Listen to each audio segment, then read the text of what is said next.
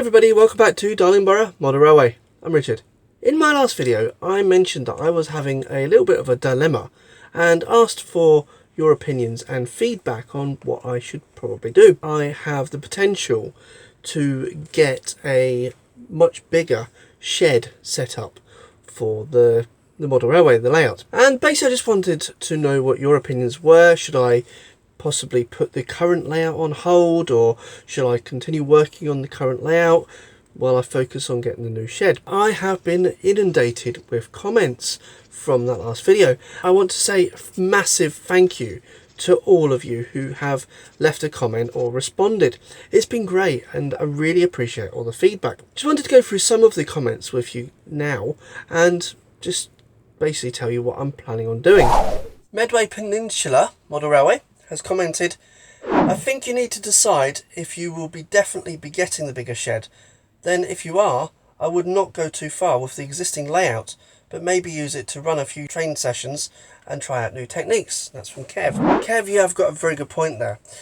I'll be honest, at the moment my layout is nowhere. I've got a lot of ideas and a lot of plans, but nothing has really kind of been put down in place. So to be fair, it wouldn't actually be a huge problem to start again in a larger shed. With regards to running trains and stuff like that, I have had a layout set up and running before, as you can see, but obviously with the changes I've decided to make to the drawbridge section and the rocky bridge section, and just generally all over the layout, all the track that I had down has now come back up and it's kind of sat on the side. But yes, I do agree. I think that if I was to kind of start again, it's not like I'm ripping up 4, 5, 6 years of actual layout that's been built.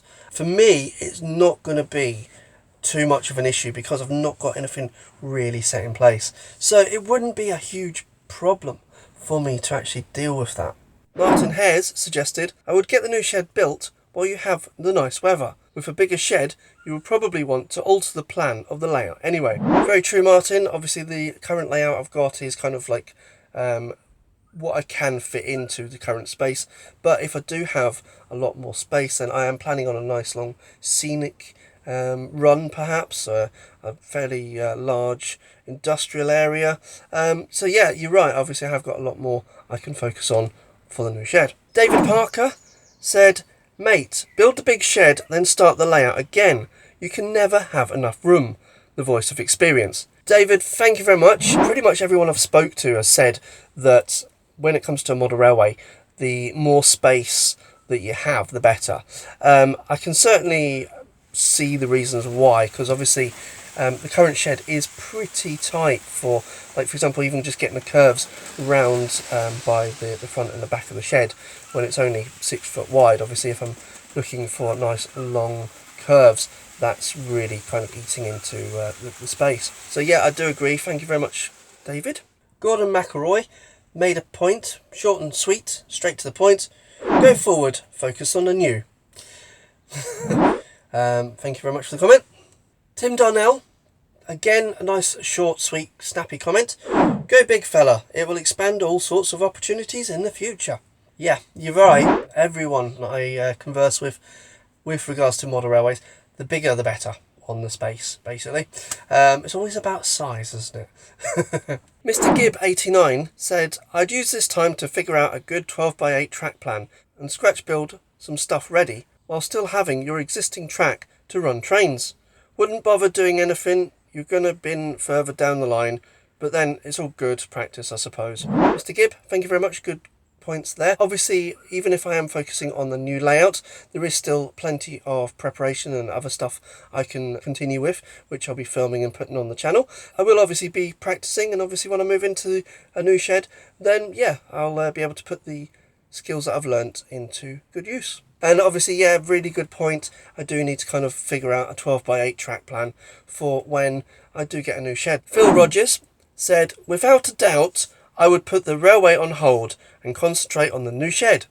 Once that is sorted, then you will have all the time in the world to concentrate on the railway build.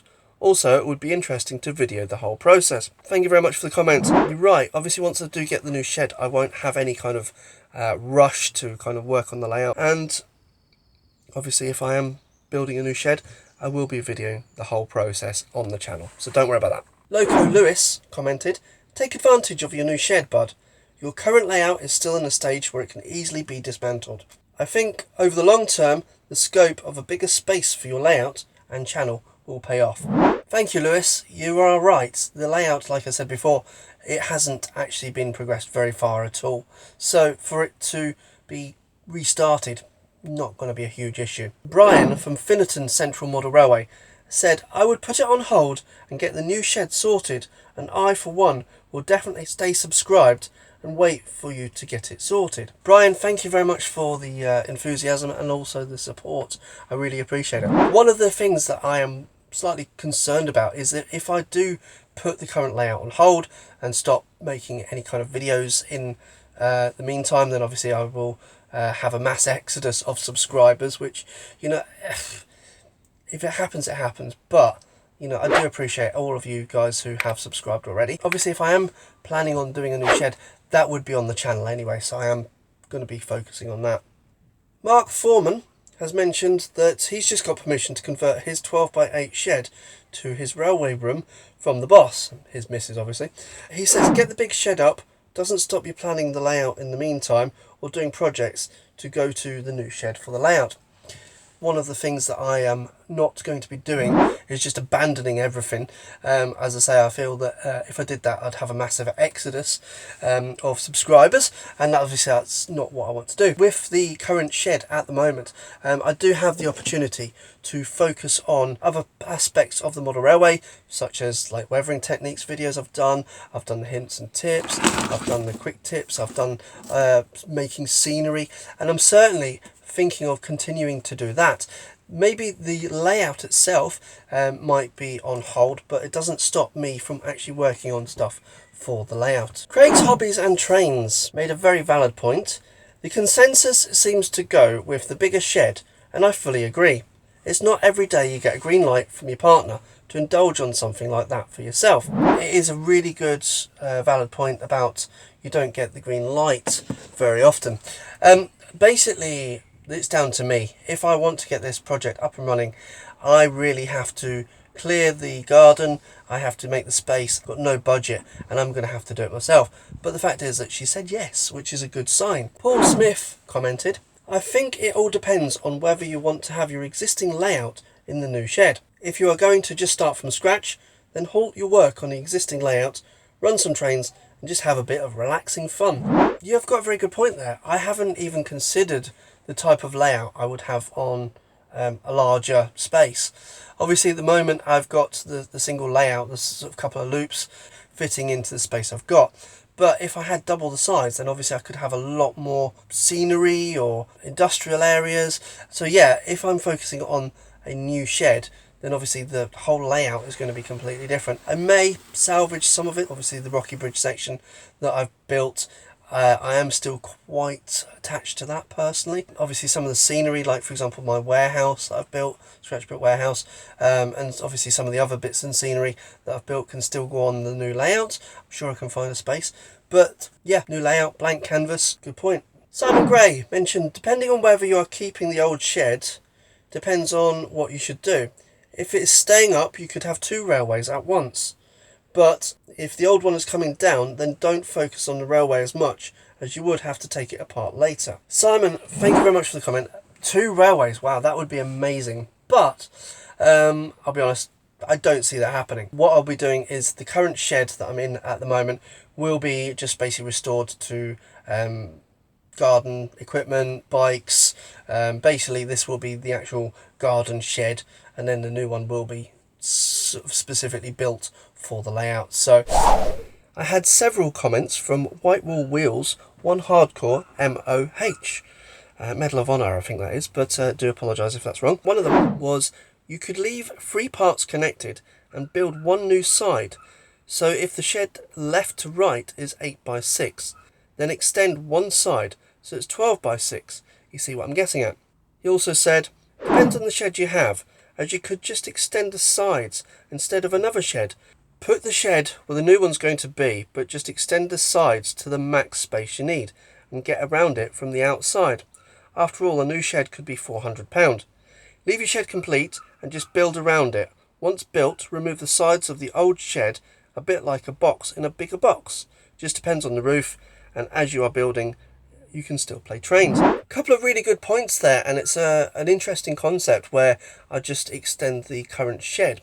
The problem is I will be kind of evicting myself from the current shed once the new shed is up, and this will be basically repurposed for garden equipment and lawnmowers and sort of general storage, unfortunately.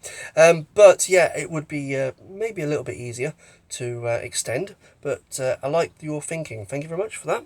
John Stevens came up with a good point. To my mind, it would depend on how long it will be before the new shed project starts. If it is a few weeks, then there seems little point in developing the existing layout further. If you're looking at several months, then you might as well try out ideas for the new shed and techniques rather than do nothing for say 6 months or more. Hope that helps. John, that really does help. Thank you very much. It is going to be a fairly long-term project, unfortunately. I wish I had the budget and the finances just to sort of pay a gardener to come in and gut the garden, and then next day I'll get the shed built. Unfortunately, I don't have that luxury. So yes, it will be a long-term project. But I like what you say. I can focus on other things as well, and just practice some techniques and stuff, and then obviously use them for the new layout. So thank you very much, John. Lee Borgie has suggested, personally, I would look more of a semi-modular layout. With my layout, I'm putting on 4x3 boards in such a way I can add sections in if I want. Lee, that's a really good idea, and it's a really interesting thought. I've kind of done that with my Rocky Bridge section at the moment. That was kind of built in a modular fashion with the track sort of fixed onto it. I always had the idea of putting that in the layout, so obviously that can be moved fairly easily onto the new layout somehow. But yeah, I like the idea of doing modular things that I can kind of rejig. Really, really good idea. Thank you very much, Lee. Dylan Shepherd, Shed Life Mate, he has commented and said, Richard, if you want a hand in the summer sorting them sheds out, drop me your phone number in Instagram and we'll arrange a get together. Get them sheds sorted, go with Darlingbrough in big shed and get it insulated. I'll help you, buddy. Let me know. Dylan, thank you very much for the offer. I'm probably very likely to get in contact with you and take you up on that. I think you're fairly local to me, actually, so who knows, maybe we could do a bit of a collaborative video, you know, on the benefits of shed life. That would be pretty cool. I'll be in touch. Cheers. So thank you once again for all of the feedback and comments and suggestions in response to my last video. It's been amazing. A lot of the comments have basically said more or less the same thing, which is go big or go home. Focus on getting a new shed. Don't worry about working on the current layout. So I've decided I am going to put the layout itself on hold. Now, it doesn't mean I'm going to stop doing videos. It doesn't mean I'm going to cease the channel at all. Obviously, with model railways, there is a load of other stuff other than the actual building of the layout that I can be focusing on. Creating terrain, weathering techniques, and, you know, I'm going to focus more on them while I get the shed up and running. On top of that, I've also had a few people suggest that I start a second channel focusing on my science fiction projects, all of the random sort of sci-fi builds that I'm planning on doing. Hamster, I love the name, he said, oh my god, I love the Guyver, watched it when I was a kiddo, edit, and now I feel old. Thank you very much for the comment, Hamster. I kind of feel old as well. I'm in my 40s and I used to watch it, the manga version, as a kid as well, so yeah. But yeah, good sci-fi is good sci-fi. Alex Dunlop has commented, an interdimensional time travelling machine would be nice, but hey, I'm still working on it. Alex, that's a really, really good idea. I think what I'll do is, once I get the shed done, I'll start building that last week. Yeah, cheers. Craig's Hobbies and Trains said, you just swap your running sessions for your sci-fi and other model making ventures. White Wool Wheels said, maybe open another channel for the sci-fi, then you'll get a better idea on who watches it, subscribers, etc, etc. Now, it's interesting that you mentioned that because I had a very similar idea. Obviously, this channel is focusing around about model railways, and I'm talking about doing sci-fi and other kind of like props projects and stuff like that, which, although there is a bit of a crossover, obviously there's similar techniques, sci-fi and model railways don't necessarily go together, which is why I am also going to be launching a new channel. It's called Darlingbrough Sci-Fi Builds, obviously keeping the name so you know it's me. I will be focusing on all of the sort of builds that are nothing to do with model railways, so anything like biolabs or alien technology or even extraterrestrial plants. If you are into sci-fi, then what I'll do is I'll post a link in the comments down below in the description. By all means, jump on there, check out the promo I've got for it, and subscribe if you are into sci-fi and all things sci-fi. On this channel, as I've said, I am going to be continuing working on stuff in this shed while I work on getting a new shed up and running. I'm not going anywhere. I am still going to be releasing videos on a regular basis, so if you are watching this and you haven't yet subscribed, by all means click on the subscribe button and join me in my journey to get a proper layout eventually up and running. If you are also interested in helping to support the channel or the channels now that I'm going to be having, then what you can do is you can actually buy me a coffee. Now there is a link down there.